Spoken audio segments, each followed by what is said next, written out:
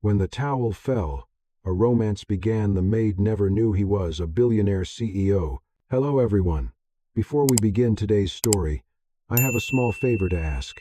Please hit subscribe and turn on the notification bell so you never miss our channel's new videos. It is quick, it is free, and it is the best way to support us in bringing you more dramatic stories like this one. Your support truly means the world to us. And where are you watching from today? Please drop your city or country in the comments below. Thank you very much. Now, let us go back to our main character. Her name is Lily Moreno. Lily stands at the end of the narrow service hallway, the hum of an old ventilation fan buzzing softly above her head. The air is warm and heavy with steam, carrying the clean but sharp scent of disinfectant. Her shift officially ended 40 minutes ago, but her body still feels like it is mid-task, stuck in that dull ache that never fully goes away. She has just stepped out of the staff bathroom, her dark hair damp and curling at the ends, wrapped in a thin white bath towel that suddenly feels far less secure than it should. She grips it tightly against her chest, fingers pressing into the fabric as if holding onto something fragile. Lily works as a maid at the Ashford estate, a private luxury residence where the floors shine even at midnight and silence itself feels expensive. She cleans rooms bigger than her entire apartment. She washes linen softer than anything she owns. She walks past artwork she is afraid to touch, even with gloves on. Tonight, she stayed late to cover someone else's shift. She always does. Because overtime means groceries, and groceries mean survival. She reaches for her locker, distracted, tired, already thinking about the bus ride home, when suddenly, the towel slips, not completely, just enough for her stomach to drop, enough for panic to flash hot across her skin. Lily gasps and tightens her grip instantly, turning her body toward the wall. Her heart pounds so loudly she is sure someone else can hear it. She freezes. Footsteps stop behind her. In places like this, moments like these rarely stay quiet. They turn into jokes, stares, whispers, reminders that you are replaceable, that dignity is a luxury you cannot afford. She braces herself. She waits for laughter. She waits for a comment. She waits for the familiar sting of humiliation, but none of it comes. Instead, a calm male voice speaks from several feet away. "I am sorry," the man says gently. "I did not realize anyone was here." There is movement. Shoes stepping backward, not closer. "I will wait outside," he adds. "Take your time." Lily's breath catches. Slowly, she turns her head just enough to see him from the corner of her eye. He is facing the opposite direction, hands relaxed at his sides, shoulders turned away, giving her space without making a show of it. A stranger. He is not dressed like the usual residents. No tailored suit, no polished watch, just simple clothes. Neutral, almost forgettable. He looks like someone who belongs nowhere near a place like this. Maybe a temporary guest. Maybe someone with nowhere else to go. Her chest tightens, then eases. "Thank you," she says quietly, her voice trembling despite her effort to steady it. He nods once, still refusing to look at her. "Of course," he replies. "I will be right here." Lily adjusts the towel, carefully this time, securing it properly. Her hands shake as she does. Her heart is still racing, but something else settles beneath the fear. Relief. And something unfamiliar. Respect. When she steps back into the hallway, fully covered now, she keeps her gaze low out of habit. "I am sorry," she says quickly. "I did not know anyone else was using the hallway." The man turns. His name is Nathan Cole. He looks at her evenly. Not with curiosity. Not with judgment. Just acknowledgement. "It was my mistake," he says. "I should have checked." Their eyes meet for a brief moment. There is nothing striking about him at first glance. No confidence sharpened by wealth. No charm practiced in boardrooms. Just a quiet steadiness, like someone who listens more than he speaks. Lily nods and steps aside, ready to move on, ready to let the moment end the way moments like this always do. But as she walks away, something lingers, a strange awareness, that this was not just an awkward accident, that something small, something invisible, has already shifted. Lily does not know that Nathan Cole is not a struggling guest. She does not know that he is the sole owner of the Ashford estate. She does not know that he is a billionaire chief executive officer living under a false name. watching how people behave when status is stripped away. All Lily knows is this. In her most vulnerable moment, when she expected to feel small, someone chose to treat her with dignity, and sometimes, that is how everything begins. Lily Moreno does not think about the man again until much later that night. That is how her life usually works. Moments come and go, swallowed by exhaustion. She changes into her worn jeans and faded sweatshirt, ties her damp hair into a loose knot, and slips out through the service exit at the back of the Ashford estate. The night air is cooler here, quieter, no chandeliers, no marble floors, just cracked pavement and the distant sound of traffic. She pulls her jacket tighter as she walks toward the bus stop. Every step reminds her how tired she is. Lily has been working since she was 16. First at a diner in San Antonio, then at a motel off the highway. Now here, cleaning luxury homes she will never own, serving people who never learn her name. She does not hate them. Hate takes too much energy. What she hates is the constant math running in her head. Rent due in 12 days. Electric bill overdue by 1 week. Groceries stretched thinner every month. Her mother's medical bills sit untouched in a folder beneath her bed, not unpaid out of carelessness, but because there is never enough left over to touch them. Lily boards the bus and takes a seat near the back, resting her forehead lightly against the cool window as the city slides by. She closes her eyes, just for a moment. She tells herself not to think about the hallway, but her mind does it anyway. Not the towel, the way he turned away, the way he did not rush, did not joke, did not pretend it was nothing just to make himself comfortable. People always say respect is basic, but Lily has learned that basic things become rare when you are poor. She shakes the thought away as the bus jolts to a stop near her apartment complex. It is a narrow building with peeling paint and flickering lights, but it is home. For now. The next morning comes too fast. Lily is back at the Ashford estate before sunrise, dressed in her uniform, hair neatly tied back, hands already smelling faintly of cleaning solution. The day begins like every other. Beds made with perfect corners, bathrooms scrubbed until they shine, hallways vacuumed in silence. She moves efficiently, invisible by design. Around mid-morning, her supervisor asks her to deliver fresh linens to one of the guest wings. Lily nods without question and pushes the cart down a familiar corridor. Halfway there, she sees him again. Nathan Cole. He is standing near the window at the end of the hall, looking out at the gardens below. He is dressed simply, just like yesterday. No phone in his hand. No urgency in his posture. For a brief second, Lily considers turning around. Then she remembers something important. She did nothing wrong. So she keeps walking. "Good morning," she says politely as she passes, her eyes forward. He turns at the sound of her voice. "Good morning," he replies. There is no awkwardness in his tone. No hint of the moment they shared. Just calm recognition. Lily hesitates, then stops.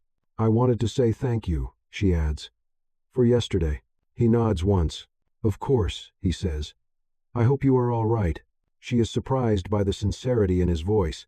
It is not curiosity. It is concern. "I am," she answers. "Thank you."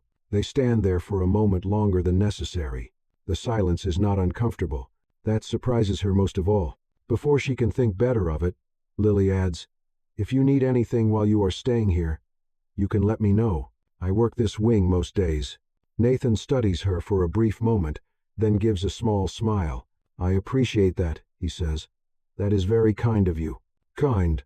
The word lands heavier than it should, because Lily knows what kindness usually costs. It costs time. It costs energy. It costs something you cannot afford to lose. Still, she nods and pushes her cart forward, leaving him behind. What Lily does not see is the way Nathan watches her go.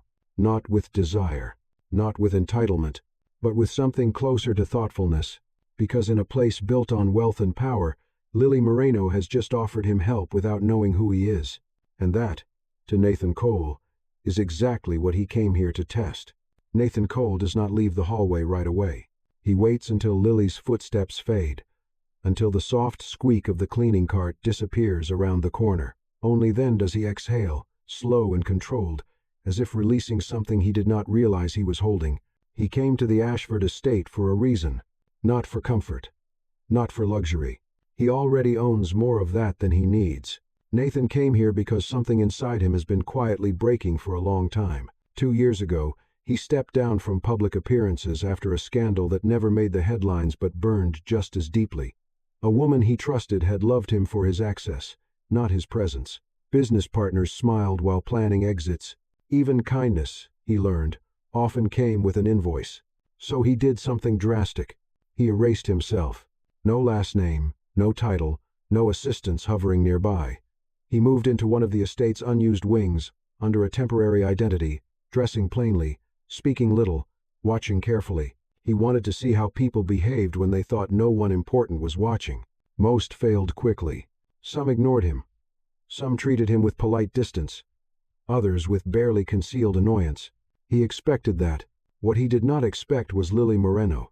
The towel incident had not been part of the plan. But plans rarely survive contact with real life. That moment replayed in his mind with uncomfortable clarity. Her instinctive fear, the way she froze, bracing herself, the way she thanked him, not out of politeness, but relief. Nathan had turned away because it was the obvious thing to do, but also because it was the right one. And that distinction mattered more than he wanted to admit. Later that afternoon, Nathan sits alone in the quiet library overlooking the gardens. Sunlight filters through tall windows, dust floating lazily in the air. He opens his laptop, typing a short message to someone on the other end of the city. "I am staying longer," he writes. "Cancel my meetings for the week." The reply comes almost instantly. "Are you sure? The board is expecting?"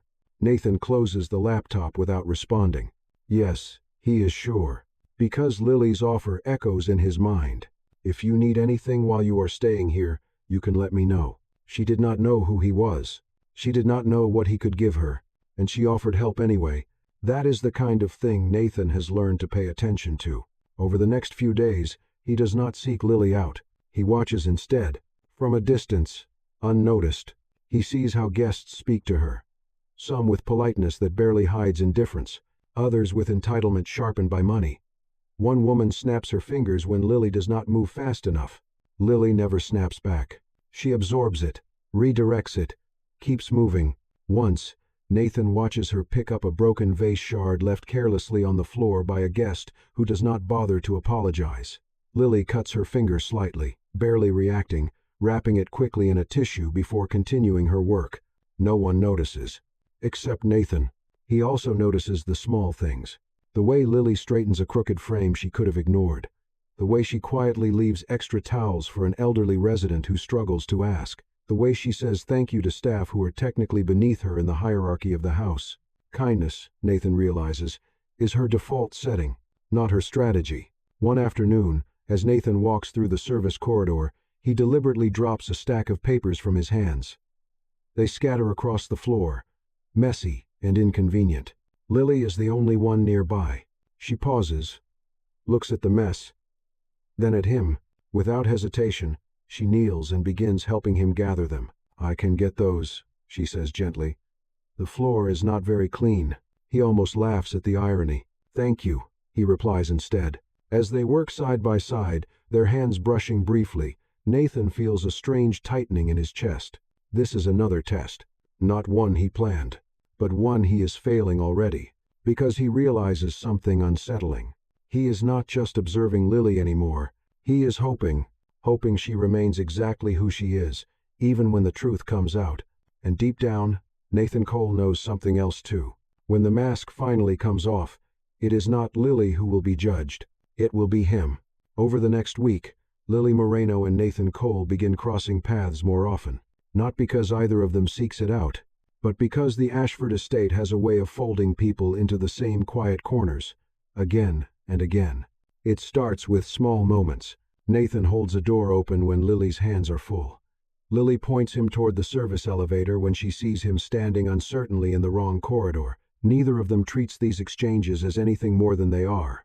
Still, something shifts. One afternoon, Lily finds Nathan sitting alone near the outdoor terrace, staring down at a broken chair leg that refuses to stay in place. The chair is clearly old, neglected, pushed aside instead of repaired. She hesitates. She has a full schedule, 2 rooms behind, 1 ahead, but she stops anyway. That chair has been loose for weeks, she says. I can report it, but maintenance takes forever. Nathan looks up. I was trying to fix it myself, he admits. I do not think I am doing very well.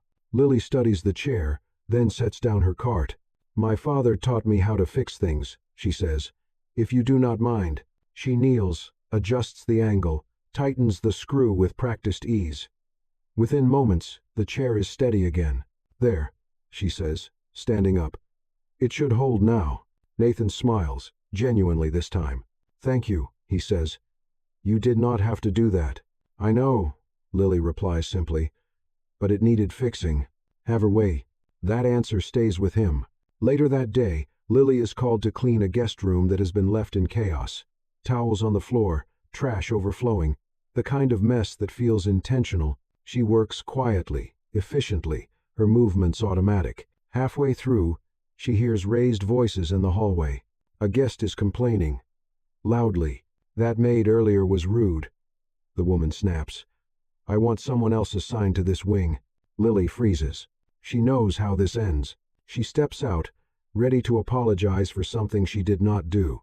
Before she can speak, Nathan's voice cuts in. I was there, he says calmly. She was respectful. There is no issue. The hallway goes quiet. The guest scoffs. And who are you? Someone who saw what actually happened, Nathan replies.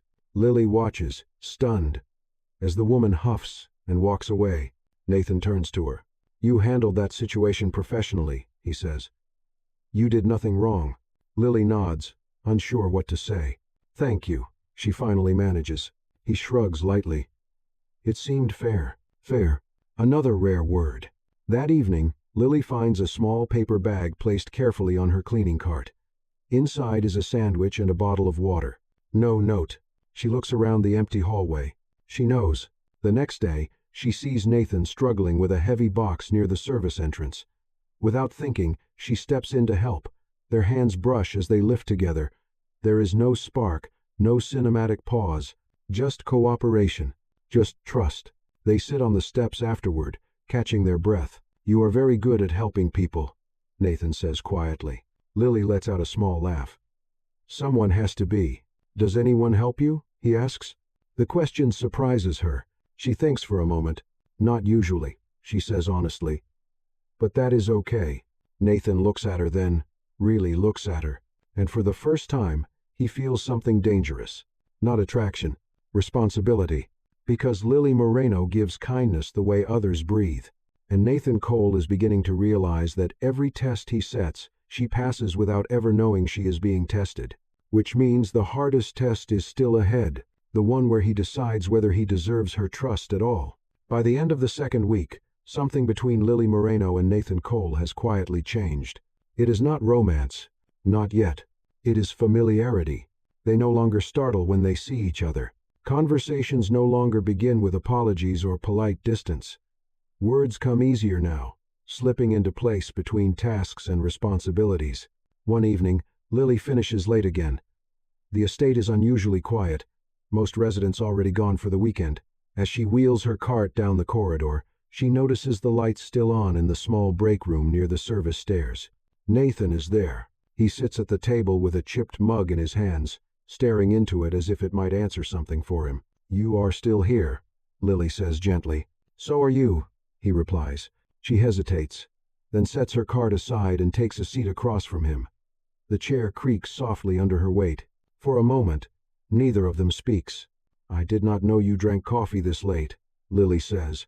I do not usually, Nathan admits. I could not sleep, she nods. Me neither. The silence stretches, but it does not feel empty. After a while, Nathan speaks again. Do you ever think about leaving this place? Lily considers the question carefully. All the time, she says. But thinking and doing are different things. What keeps you here? He asks. She looks down at her hands. Responsibility, she answers. My mother. Bills. The kind of things that do not disappear just because you want them to. Nathan listens without interrupting. That sounds heavy, he says quietly. It is, Lily replies. Then she smiles faintly. But it is mine. Something about that settles deep inside him. Over the next few days, They share more moments like this. Brief conversations near the service elevator. Quiet lunches eaten on opposite ends of the garden steps. Small exchanges that feel oddly important. Nathan learns that Lily likes old movies and hates wasting food. That she keeps a small notebook in her locker where she writes reminders to herself. Not dreams, but plans. Lily learns that Nathan reads late at night and wakes early, that he avoids talking about his past, and that he carries himself like someone used to being alone. One afternoon, Lily finds him sitting on the floor near the storage room, holding a box that has split open. "Do you need help?" she asks. He looks up, embarrassed. "I underestimated the weight." And comes of it. She laughs softly and kneels beside him. Together, they repack the contents. When they finish, Nathan says, "You make things easier." Lily pauses. "I do not mean to." "I know," he says. "That is what makes it different."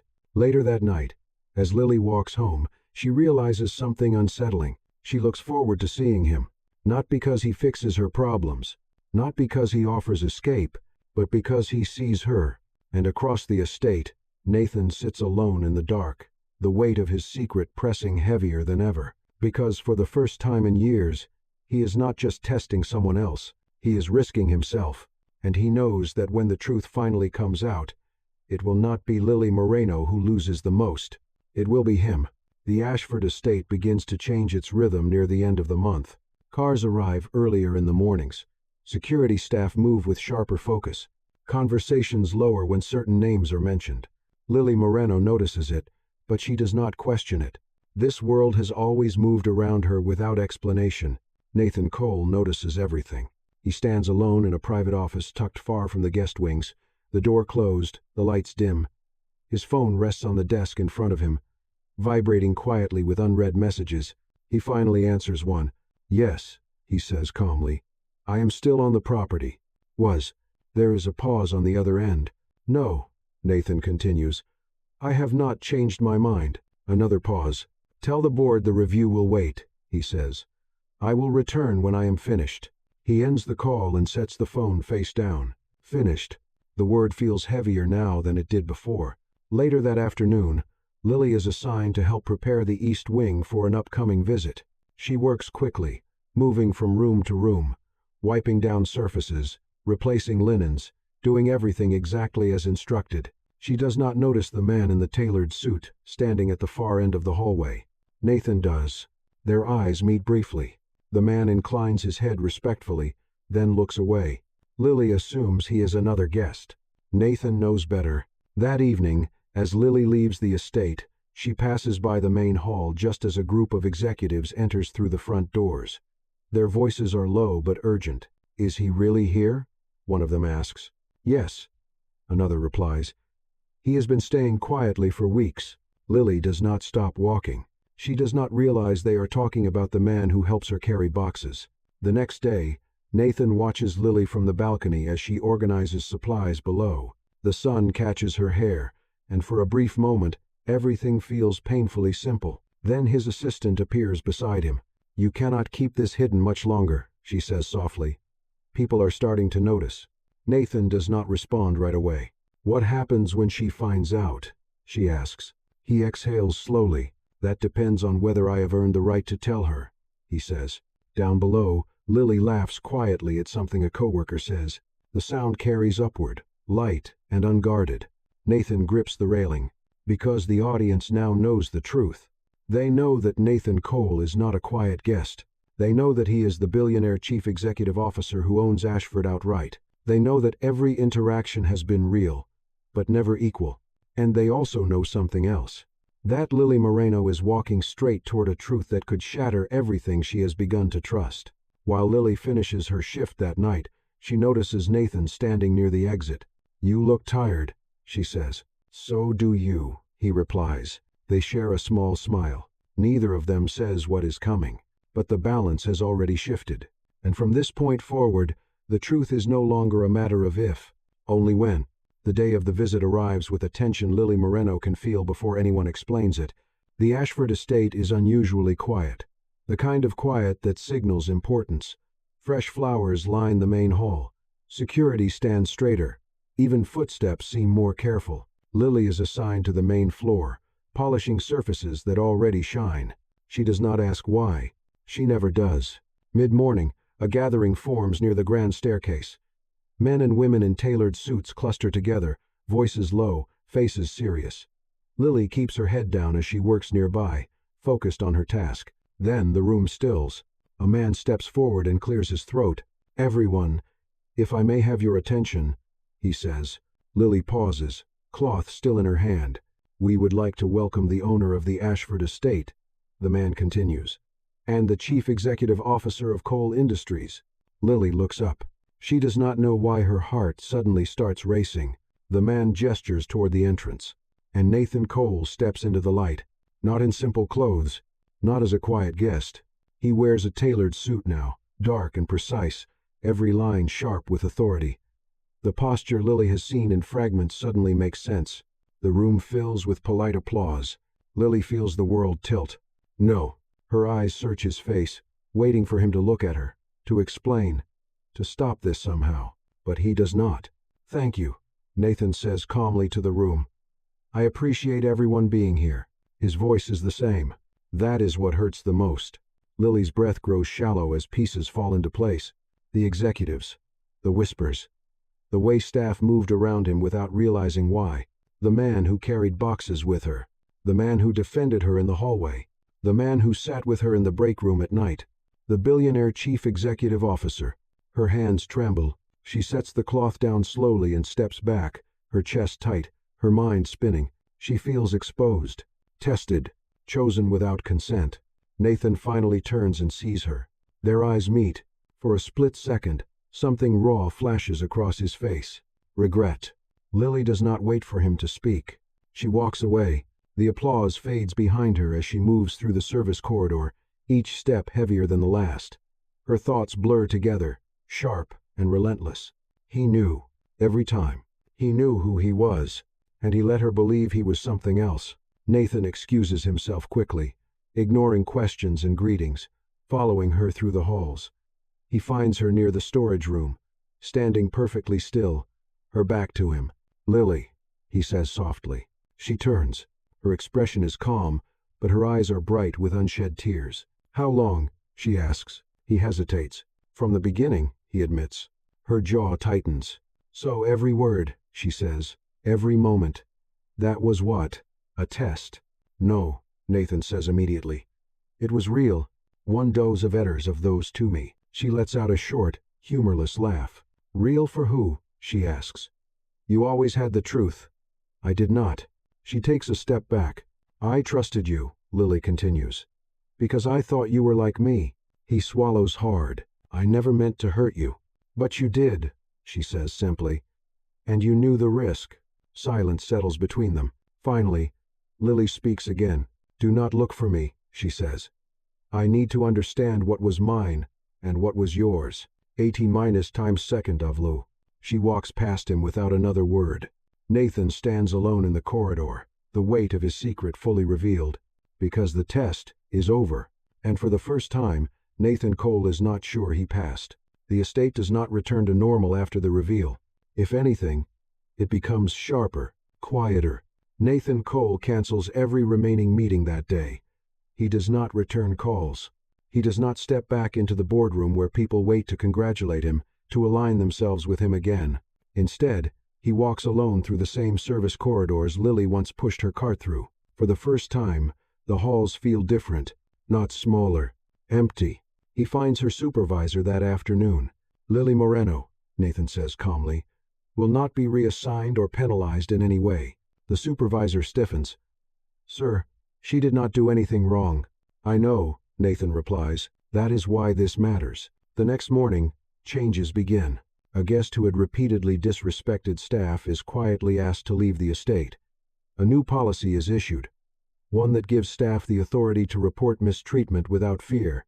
Training sessions are scheduled. Schedules are adjusted to prevent unpaid overtime. No announcements, no speeches, just action. Lily notices the changes immediately, but she does not connect them to Nathan. She has not seen him since the confrontation. She keeps her distance, focuses on her work. on getting through the day without letting anger harden into something permanent. Late one evening, as she prepares to leave, she finds an envelope resting on her locker. Her name is written on the front. Inside is a single note, no signature. I did not earn your trust, but I will not pretend your dignity is negotiable. She folds the paper slowly. She does not smile, but she does not throw it away either. Across the estate, Nathan sits alone in his office long after dark, the lights off, the city glowing beyond the windows. For the first time in years, power feels irrelevant. He understands something now. Redemption does not begin with apology. It begins with accountability. And whether Lily ever forgives him or not, Nathan Cole knows one thing for certain. If he wants to be worthy of the man she believed him to be, he will have to live as that man every single day, even if she never looks at him the same way again. Weeks pass. The Ashford estate settles into a new rhythm. Not louder, not grander, just very. Lily Moreno notices the difference in small ways.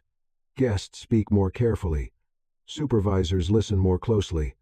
Overtime is logged, not expected. Respect, once rare, begins to feel routine. She keeps working. She keeps her distance. She has not spoken to Nathan Cole since the day everything came apart. One evening, as Lily finishes her shift, she is asked to clean the small garden terrace overlooking the city. The sun is setting, painting the sky in soft orange and gold. Nathan is there, not in a suit, not surrounded by anyone, just standing by the railing, hands resting lightly, waiting. Lily stops a few steps away. "You asked for this assignment," she says calmly. "Yes," Nathan replies, "but only if you were willing." She considers him for a long moment. "You do not get to control that anymore," she says. "I know," he answers. Silence stretches between them. "I did not come to explain myself," Nathan continues. "You already understand what I did. I came to tell you what I am doing now." He gestures toward the estate. "I am staying out of the shadows, not to test people, not to judge them, but to build something better. Starting here." Lily listens. "And why are you telling me this?" she asks. "Because you were never the test," Nathan says. "You were the truth." Her breath catches, just slightly. "I do not expect forgiveness," he adds, "and I am not asking for anything. I only wanted you to know that what you showed me mattered." Lily looks out at the city below. For a long time, she says nothing. Then she speaks. "I did not fall for a billionaire," she says quietly. "I trusted a man who treated me like I mattered when he thought he was nobody." Nathan nods. "I understand." She turns to him. "If we start again," Lily says, "it will not be from where we were. It will be from where you choose," Nathan replies. She studies his face, searching for the mask she once missed. "It is gone." "I am not promising anything," Lily says. "That is more than fair," he answers. She takes a breath. "Then we start with honesty," she says. Nathan smiles, not triumphant, not relieved, grateful. And as the sun disappears beyond the skyline, Lily Moreno realizes something important. Love does not begin when the truth is hidden. It begins when someone chooses to stand in it. And for the first time, that choice belongs to her. Thank you for watching. If this story touched you, please remember to like, subscribe, and share your thoughts in the comments. Where are you watching from today? Because sometimes, the greatest love stories begin when the masks finally fall.